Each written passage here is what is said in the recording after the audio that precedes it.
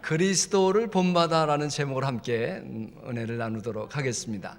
사실 오늘은 제가 계시록 말씀을 이렇게 나누면서 사실 계시록 말씀이 쉽지 않잖아요. 어렵잖아요. 이게 상징적인 말씀도 많고 환상 속에서 본 것을 이제 나누다 보니까 이게 무슨 뜻인가. 그리고 우리 2000년 그 이전의 시대의 그 상황도 우리가 잘 알아야 되고, 그런데 여러분이 이 계시록 말씀은 그냥 기억하실 것은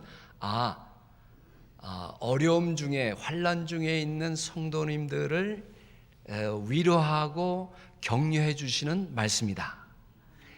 복 주시겠다는 말씀이다. 그렇게 생각하시면 됩니다.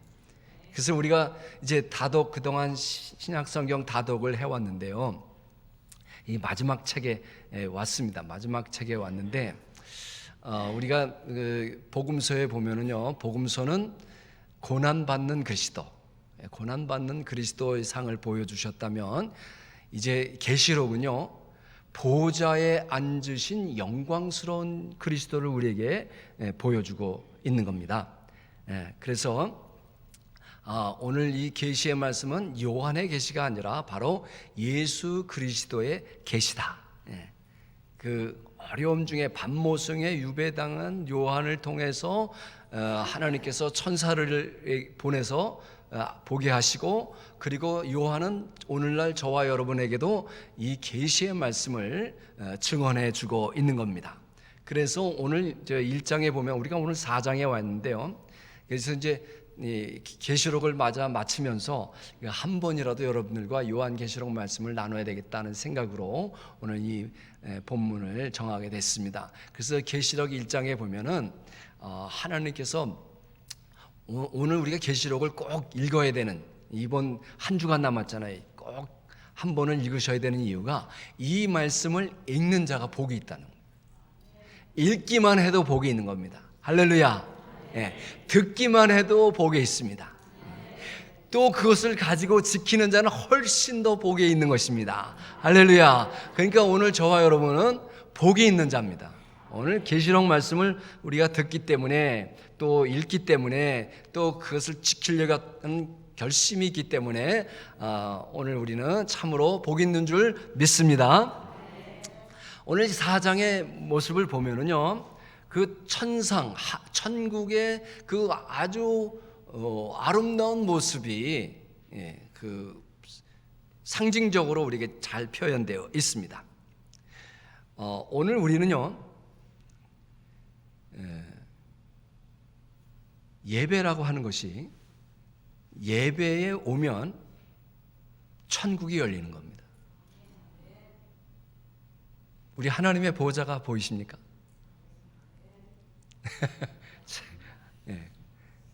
우리가 눈에는 보이지 않지만 지금 우리는 믿음으로 볼 때, 우리가 주님 보좌 앞에 나왔잖아요. 지금 아멘. 우리 찬양도 그거 하잖아요. 우리 보좌 앞에 모였네, 함께 주를 찬양하며, 그 노래 부르잖아요. 그러니까 우리는 지금 보좌 앞에 왔다는 거예요. 보좌 앞에 왔다는 것은 뭐냐면, 지금 저와 여러분 앞에 이 예배를 통해서 천국문이 열린 겁니다. 우리는 하나님의 임재 앞에 있는 거예요. 그러므로 이 예배가 얼마나 영광스러운 일입니까? 복된 일이단 말이에요. 우리의 눈으로는 볼 수 없지만 우리의 믿음의 눈으로 볼 때에 지금 우리 앞에 천국이 열리고 하나님의 보좌 앞에 우리가 있는 것이다. 그래서 사도 바울은요, 우리가 거듭나는 순간 예수 그리스도와 함께 하늘 보좌에 앉혀졌다, 이렇게 에베소 2장에 보니까 그런 말씀이 있어요. 우리가 거듭나면 예수 그리스도와 함께 들려 올려져서 천상에 앉은 자가 되었다, 그렇습니다.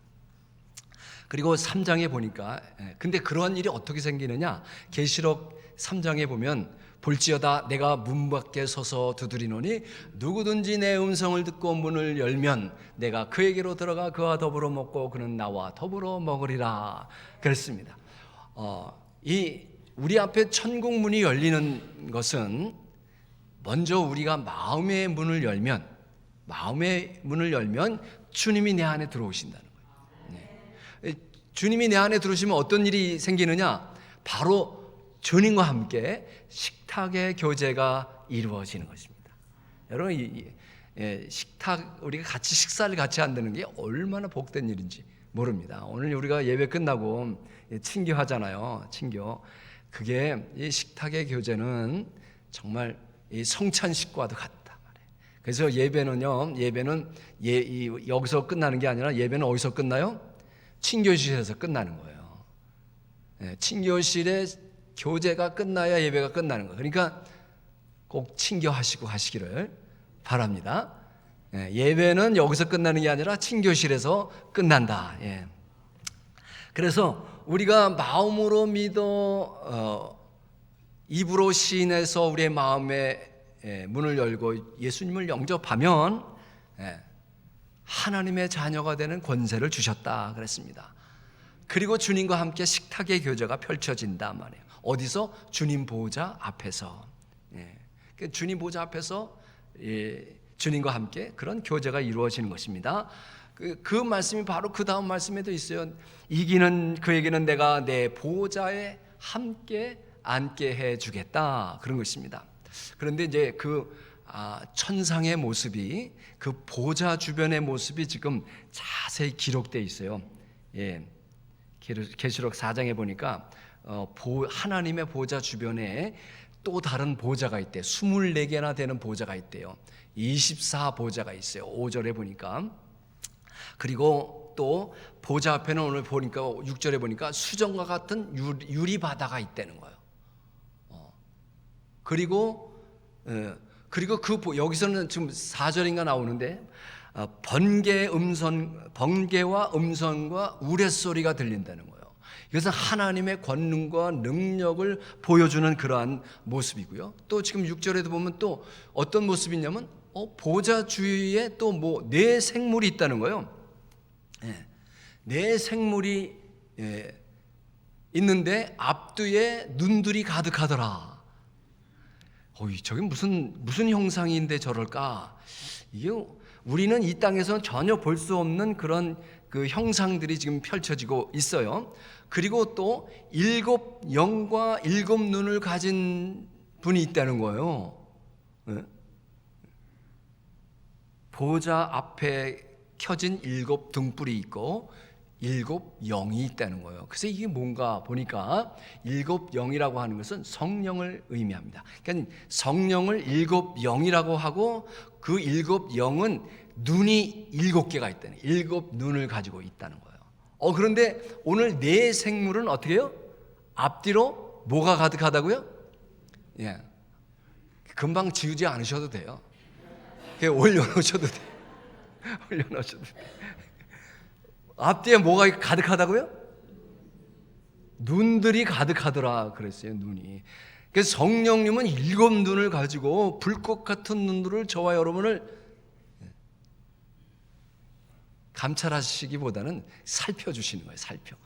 돌봐주시는 거고, 내 생물은 앞뒤에 눈들이 가득한 거예요.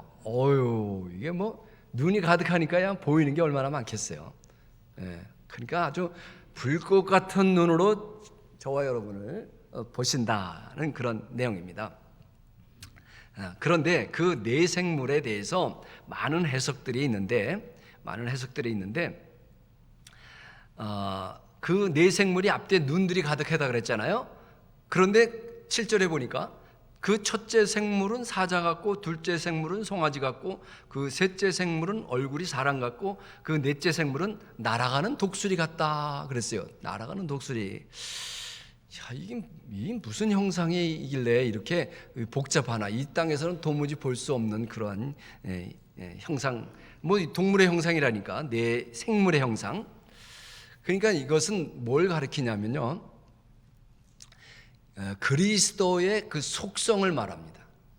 그리스도의 형상인데, 그리스도가 우리에게 나타나는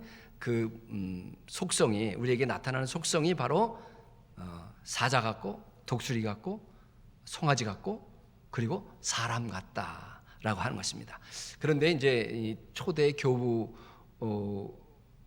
또 속사도 이런 분들이요, 이 네 생물을 어떻게 해석했냐면 복음서랑 연관을 지었어요. 복음서. 그러니까 마태, 마가, 누가, 요한. 그래서 마태복음은 왕으로 오신 예수님을 표현한 것이다. 그래서 다른 말로는 사자복음이라 이렇게 얘기를 해요. 또 마가복음은 거기 보니까 이제 내가 온 곳은 섬김을 받으려 온 것이 아니라 도리어 섬기려 왔다, 그런 말씀이에요. 그러니까 마가복음은 송아지 복음이다. 또 누가복음은 사람 예수로 나타나신 예수님. 그래서 거기에 계속 뭐라 그래요? 인자, 그렇죠? 인자가 뭡니까? 숙자 동생 인자가 아니고 인자는 Son of Man, 사람의 아들, 이런 뜻이에요. 인자. 그러니까 사람의 모습으로 오신 예수님, 그래서 인자복음이라 이렇게 얘기를 하고요. 또 요한복음은 무슨 복음이라고 하냐면 독수리복음이라는 거예요. 독수리복음. 왜 독수리복음이냐? 하나님의 아들로 오신 예수님을 표현했어요. 그래서 독수리복음이라. 그러니까 이 네 생물의 모습이 바로 이 땅에 나타나신 예수님의 속성이요 형상이다라고 하는 것입니다. 자, 그러면 우리가 이 독수리복음, 요한복음을 독수리복음이라고 하는데 하나님의 아들로 오셨기 때문에 이 왜 독수리복음이라고 그러냐? 우리가 예수님이 이 땅에 오셔서 세상을 향해서는 어떻게 살아야 되느냐? 독수리처럼 살아야 된다는 거예요. 독수리가 어떻게 해요? 독수리는 어떻게 살아요? 보신 적이 없으시죠? 제가 저기 그 메인을 한번 갔어요. 메인을 갔더니 그 배를 타는 게 있더라고요. 배를 타고 이제 무슨 뭐 고기 잡는 것도 보고 막 이렇게 하는데, 이제 배가 어느 섬 이렇게 사이, 섬하고 육지 사이 이렇게 지나가는데 갑자기 보이지도 않던 아마 수천 마리의 새들이 갑자기 무슨 뭐 용수철 튀기는 것처럼 탁 튀어 올랐다가 쫙 내려가는 거예요. 수천 마리나 되는, 막 소리를 지르면서. 그래서 이게 왜 그러지? 갑자기 왜 그러나? 막 다들 놀랐어요. 다들 놀랐는데 그 운전하는 그 배를 운전하는 분이 저기 보라고. 보니까 높은 하늘에 뭐가 떴냐? 독수리가 한 마리 뜬 거야. 독수리가 하늘 높이 나르니까 이 새들이요 그냥 막 다 놀래가지고 그냥 깜짝 놀랬다가 다시 막 숲으로 숨어버리는 거예요. 독수리는요 하늘 높이 올라가는 겁니다. 세상 무슨 낮은데 그냥 땅을 기어다니는 게 아니라 하늘 높이 올라가는, 세상을 향해서는 독수리같이 돼야 된단 말이에요. 또 사람의 모습으로 오신 예수님은요, 사람과의 관계에서 인자복음이라고 하는 것은 사람에 대해서는 항상 사랑하고 품고 용서해주고 긍휼히 여기는 그런 관계가 돼야 된다는 거예요. 그게 바로 인자의 모습이단 말이에요. 또 하나님과의 관계에서는 어떻게 되겠냐? 송아지같이 되는 거예요. 송아지. 그냥 항상 순종하고 희생하고 제물로 하나님이 쓰시겠다 그러면 그냥 순종하는, 그게 바로 송아지 같은 삶이단 말이에요. 십자가에서 죽기까지 순종하시고 희생하는 그러한 모습이었단 말이에요. 또 세상에 살면서 사탄에 대해서는 어떻게 해야 되느냐? 사탄에 대해서는요 사자 같아야 되는 거예요. 사탄에 대해서는 그냥 예수님이 사탄 왕궁을 멸했던 것처럼, 마귀의 일을 멸하신 것처럼 사자의 모습이 돼야 되는 거예요. 그런데 이게 번지수를 잘못 찾으면 안 돼. 사람에 대해서는 사람같이 돼야 되는데 사람에 대해서는 사자 같고 사탄에 대해서는 송아지 같고 그냥 늘 잡아먹히고 이제 그러면 안 되는 거예요. 번지수를 잘 찾아야 되는 거예요. 그죠? 그래서 우리는 사탄에 대해서는 사자같이 돼야 되는구나. 그리고 세상을 향해서는 우리가 독수리같이 돼야 되는구나. 하나님을 향해서는 항상 송아지 같아야 되는 거예요. 그냥 다 순종하고 쓰시도록 해야 하는 것이다. 이게 바로 그리스도의 형상이라는 거예요. 여러분, 우리가 계시록을 하나씩 읽으면 어렵잖아요. 이거 우리에게 복 주시려고 하는구나. 우리에게 위로해 주시고 1세기 말에 사는 그리스도인들이 얼마나 환난과 핍박이 많았습니까? 우리는 생각할 수도 없는 그러한 상황에 있는 성도들에게 위로하고 격려하고 또 용기를 주시기 위해서, 복을 주시기 위해서 이 말씀을 기록했다라고 하는 것입니다. 자, 오늘 그리스도를 본받아 그랬습니다. 그리스도를 본받아, 토마스 아켄피스의 그 책을 얘기하는 게 아니라 그 내용이 오늘 계시록의 말씀과 우리 나누는 말씀과 비슷하지만, 본래 우리 인간이라고 하는 것은 하나님의 모양과 형상으로 지어졌어요. 그렇잖아요. 그래서 우리의 형상을 따라 우리의 모양대로 우리가 사람을 만들자, 이렇게 삼위 하나님께서 그 하나님의 나라의 공의에서 결정을 하신 거예요. 그 중에서 삼위 하나님 중에서 모양과 형상을 가지신 분은 오직 누구시에요? 예수님이시에요. 그래서 우리가 예수님의 모양과 형상대로 지어졌단 말이에요. 그런데 그 예수님의 모양과 형상이 과연 어떠냐?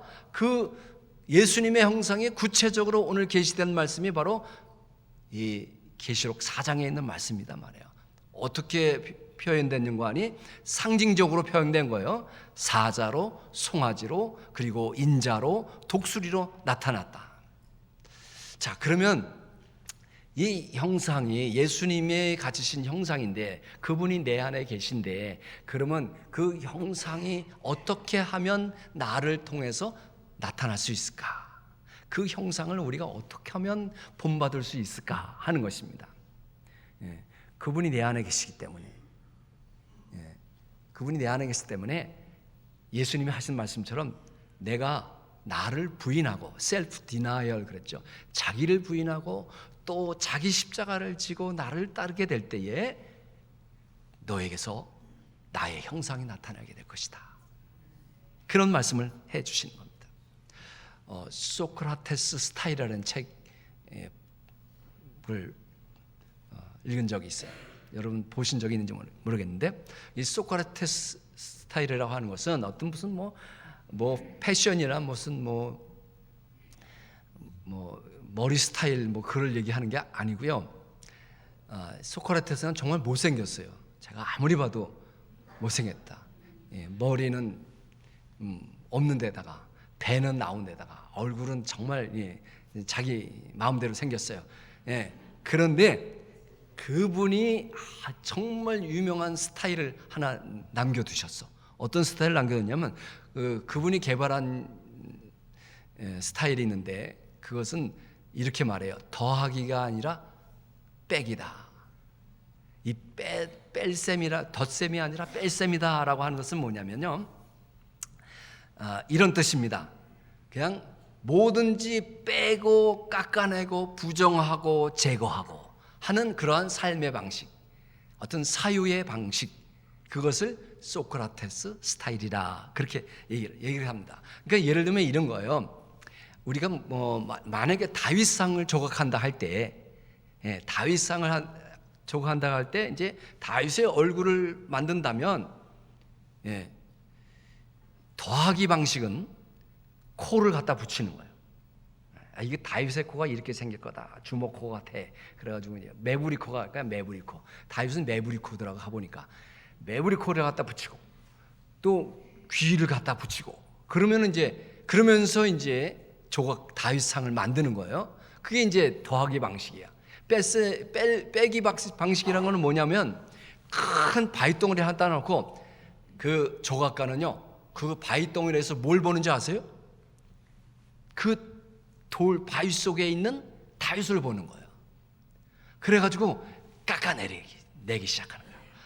끌과 망치를 가지고 깎아내는 거예요. 제거하는 거예요. 빼내는 거예요. 막 그러다가 빼고 또 깎아내고 또 깎아내다 보면 누가 나와요? 다윗이 탁 나오는 거예요. 예, 이게 빼기 방식이다라고 하는 것입니다. 우리도 마찬가지로 이 빼기 방식이 중요해요. 예, 우리가 신앙생활 할 때도요, 이게 좋은 거 막 더하는 것도 좋은 일이지만 우리가 살다 보면 좀 이거 없어도 되는 것들 많잖아요. 그런 걸 자꾸만 빼내야 되는 거예요. 제거해 버려야 되는 거예요. 깎아내야 되는 거예요. 깎아내고 또 깎아내고 제거하고 또 제거하게 되면 내 안에 계신 그리스도가 나타나게 되는 거단 말이에요. 예수님의 형상이 드러나게 돼 있단 말이에요. 그럴 때 예수 스타일이 되는 거예요. 예수 스타일이 다 되시기를 바랍니다. 소크라테스 스타일이 아니라 예수 스타일이다 말이에요. 사실 소크라테는요, 최초로 순교당한 철학자로서 순교자가 생긴 거예요. 그 사람이 소크라테스 아니겠어요? 타락해가는 아테네 청년들을 살리기 위해서 이 사람은요, 그냥 사람만 붙들으면요, 그냥 질문을 해야 되는 거야. 막 질문하면, 근데 질문하다 보면요, 그냥 화나게 만드는 거야. 너 이거 알아? 그게 뭔지 알아? 계속 질문하는 거야. 그러면 가다 보니까 끝까지 가게 되는데, 나는 아는 게 하나도 없네.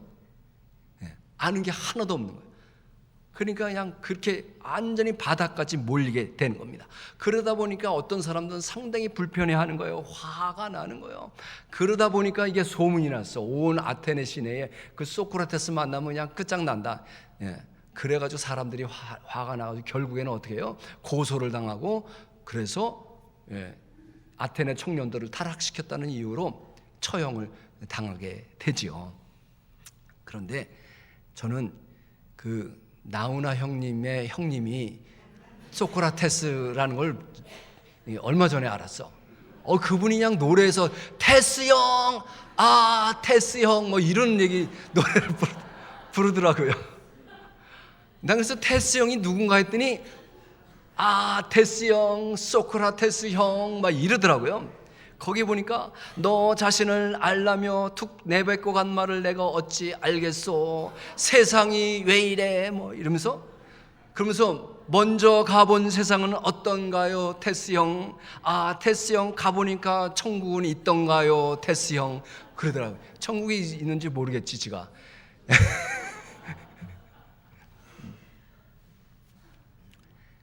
그리스도를 본받아. 이 토마스 아켐피스의 그 고전도 같은 얘기를 우리에게 하고 있지만요.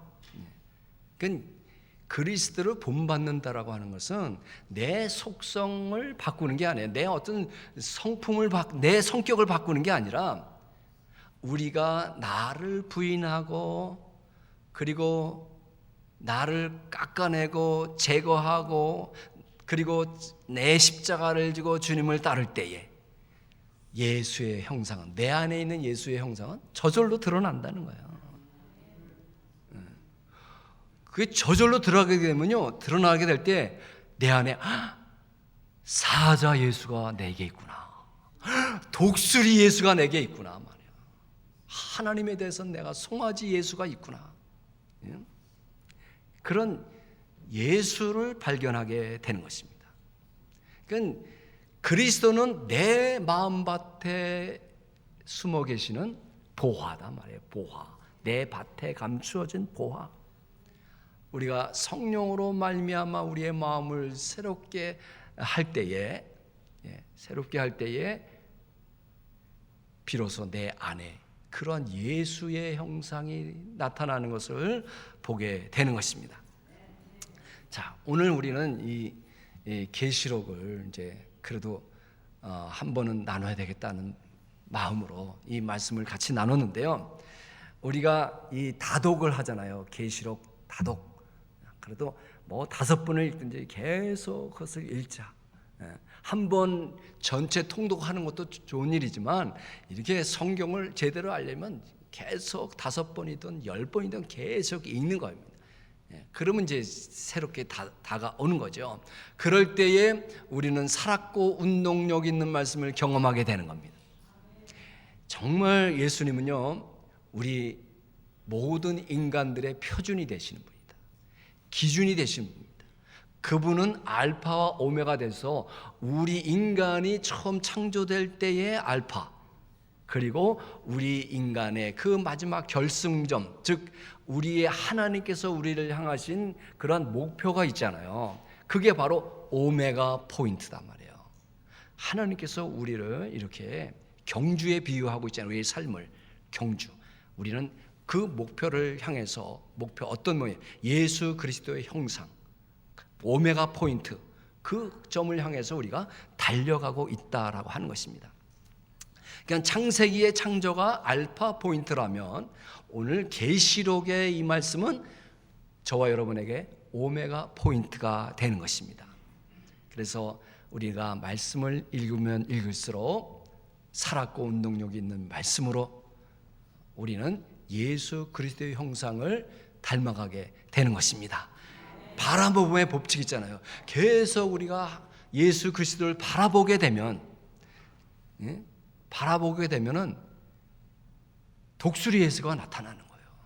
사자 예수가 나타나는 거예요.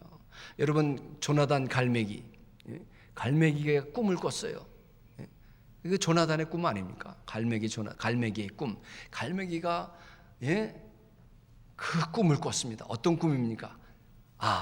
나는 그저 쓰레기통이나 뒤지고, 그리고 그냥 배 어선 뒷공문이나 따라다니면서 그냥 떨어지는 그 고기 부스러기만 주워 먹는 게 아니라 하나님께서 나에게 날개를 주셨을 때는 창공을 나르라고 주셨다. 그래가지고 이 조나단 갈매기가 막 하늘을 날아서 고공비행을 하고, 그 저공비행도 하고, 그냥 고공 낙하도 하고, 막 무슨 비행, 배면 비행, 막 이런 거 막 벽에도 절벽에도 부딪히고 막 그러잖아요. 왜 그럴까요? 독수리 꿈이 있는 거예요. 갈매기지만 나는 독수리다 말이야. 독수리 꿈을 가지고 독수리 훈련을 한 거예요. 우리는 갈매기같이 여겨지지만 저와 여러분 다 독수리입니다. 우리 안에 사자 예수가 있습니다. 그래서 우리가 우리 마음을 새롭게 하고, 또 살았고 운동력 말씀으로 훈련하고, 그리고